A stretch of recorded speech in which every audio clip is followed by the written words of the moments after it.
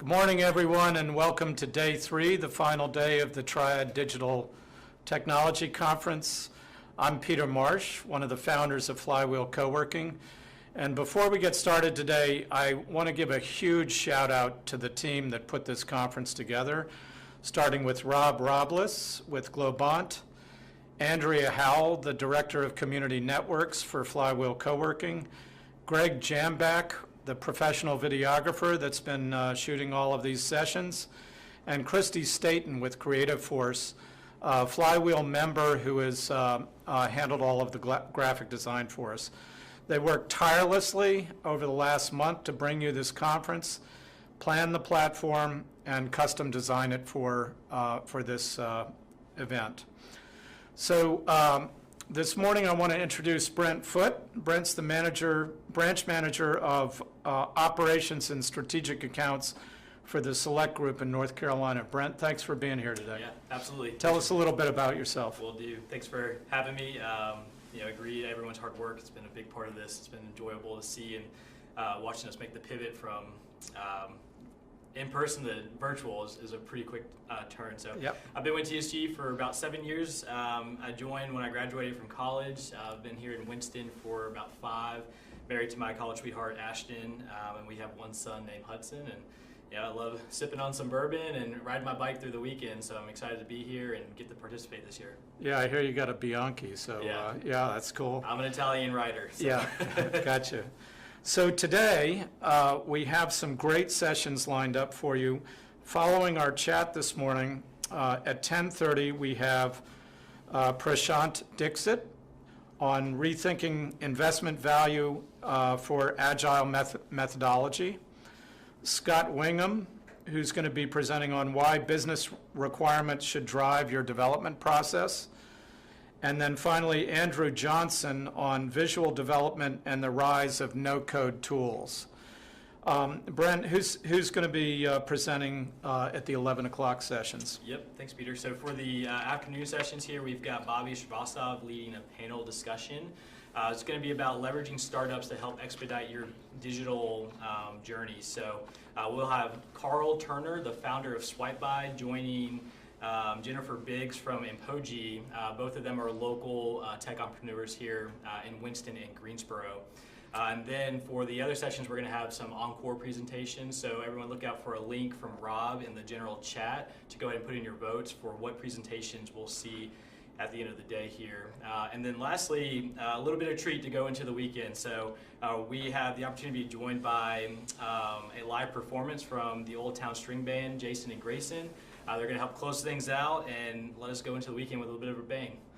That's Jason and Grayson. We look forward to it. So thanks, Brett. One of the threads that's kind of run through the whole conference is adaptation in general and in specific related to COVID. And I thought it would be really interesting to ask you, because of the field that you work in, how this all applies to attracting and retaining tech talent in the current era of COVID and economic disruption. So Flywheel is really focused on development of tech talent to support our startup ecosystem so that our early and growth stage companies have access to the talent they need for product design, development, sales, and marketing. So this is a huge issue for that sector, and I know it continues all the way into growth and enterprise level corporations. So what advice, let's start with the early stage companies. What advice do you have for early stage companies who typically can't afford to use recruiters? How should they approach attracting and retaining talent? Yeah, so I think there's a couple ways for an early stage or growth stage company to approach this.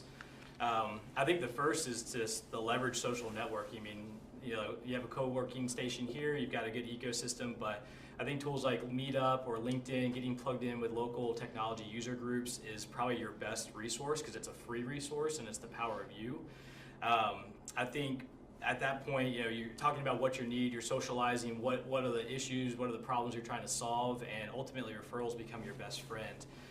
The other side of that is making sure create time to recruit, right? If you can't pay for it, that's okay, but you've got to protect that time, put it on your calendar, make sure no one else is stealing it. and like anything, you kind of get what you put in.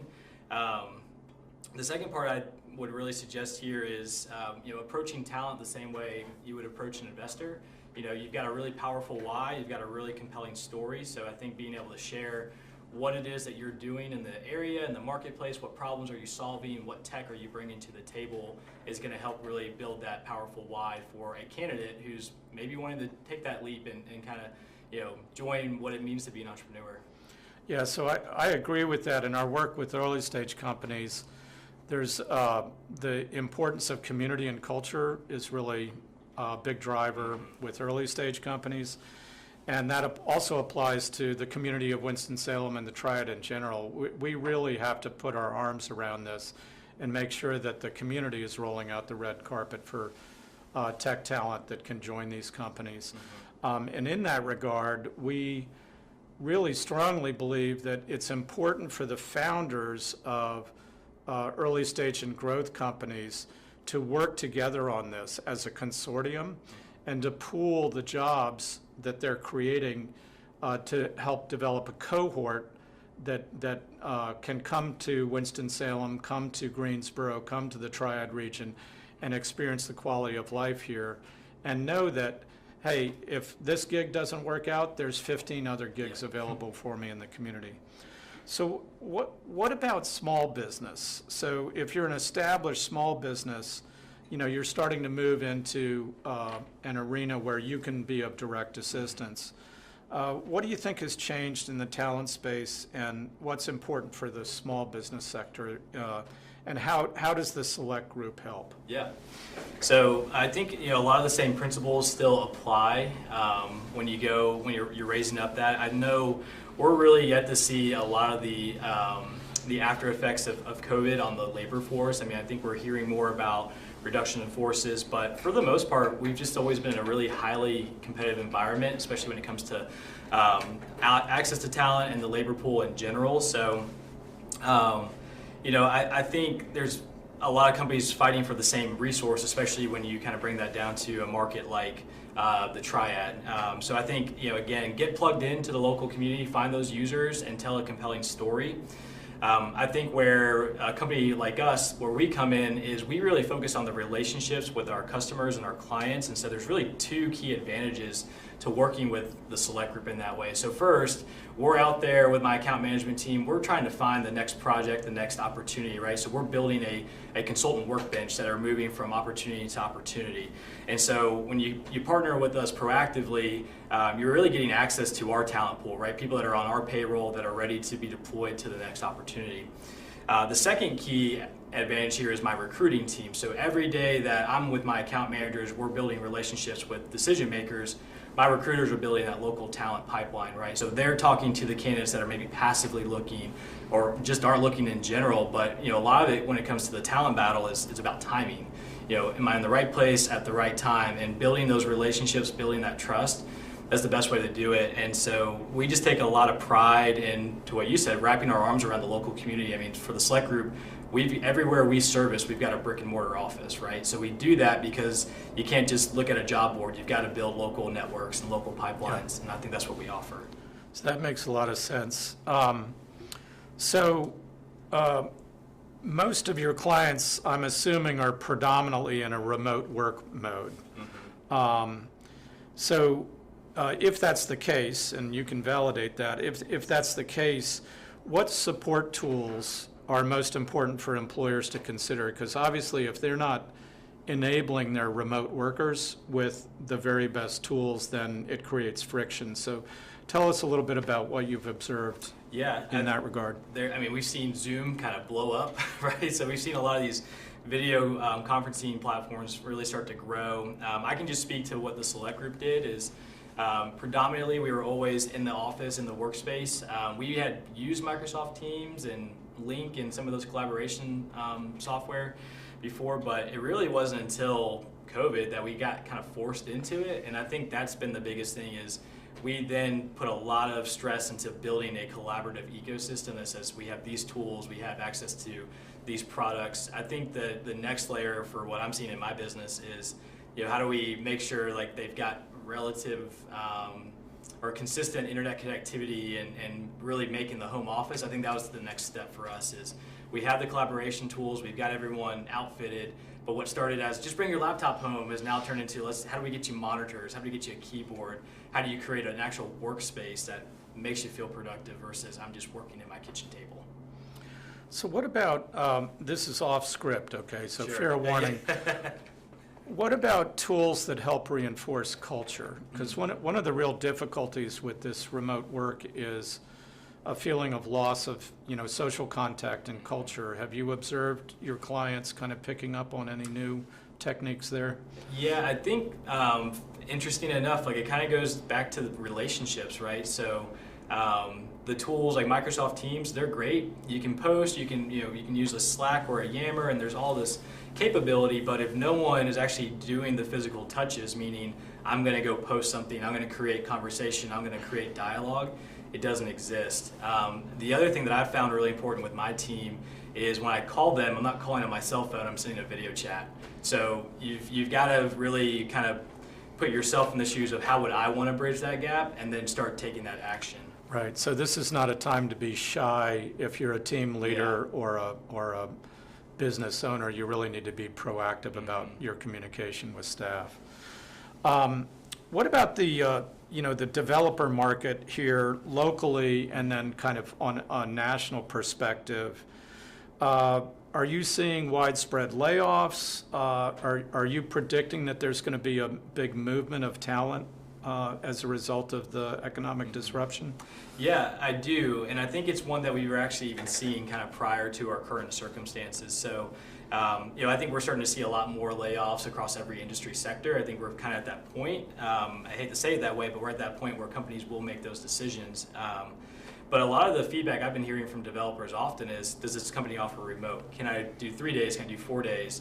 And I think now we're finally at a spot where, telecommuting is going to be really popular, and it's no longer going to necessarily be a perk as much as maybe an expectation, or at least what people just come to the table with. And I think what we're going to see locally is more candidates from a national presence getting plugged into these local markets, right? There's jobs here that can now be filled with someone that can work East Coast hours, and then vice versa. Our local developers are going to have the opportunity to reach out to more national businesses because they don't have to move. They can stay in their community and they can still do the job. They just might shift their schedule a little bit. Right.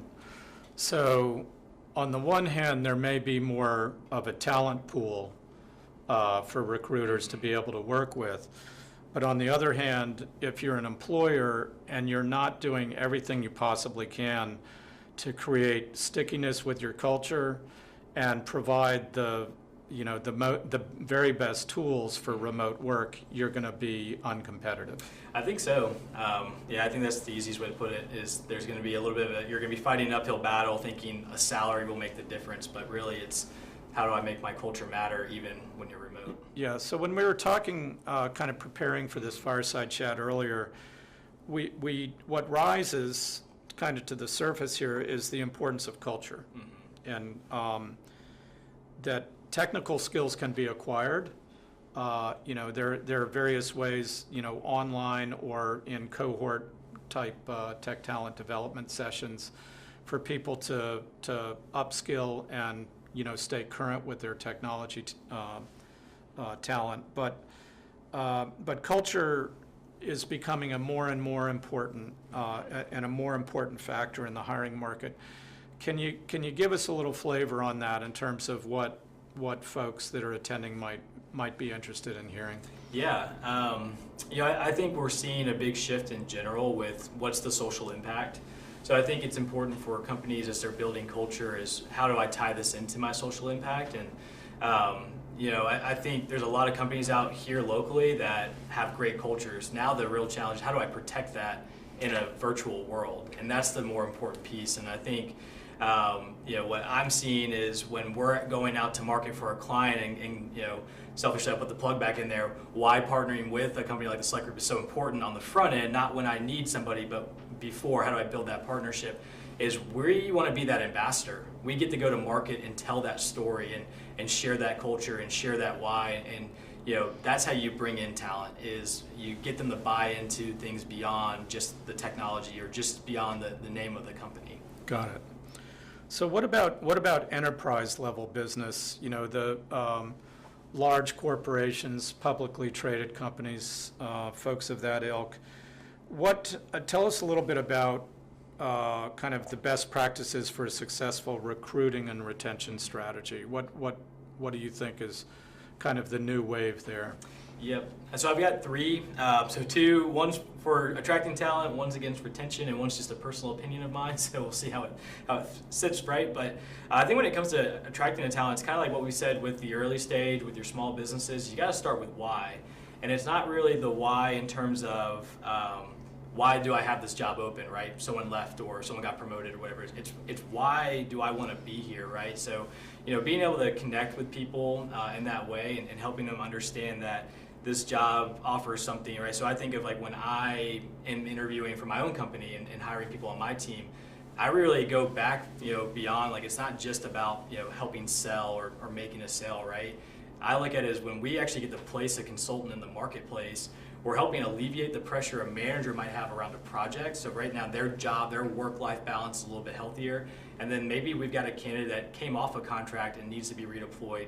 Or maybe someone just got let go and now they're looking for the next role. And typically, what do you do when you get a new job? You go out and celebrate. So you see these ripple effects through our local economy when you actually can help someone find their next role. And I always start there when I'm trying to bring someone on my team is it's not just a sale. It's so much more because we get to impact this local community, and that person who got the job or got the promotion goes to dinner. That person who served you at dinner now has a little more money in their pocket. They do something, and you can just see it trickles out, and it's really important. So when it comes to recruiting, I think it's all about starting with why and making sure that, you know, candidates know you're not just here to fill the clock, but you're here to actually make an impact and helping invite them in on that story. Yeah, that's really interesting, and it's a time when you know, executive teams and senior managers really have to have courage because they may have to adjust their why.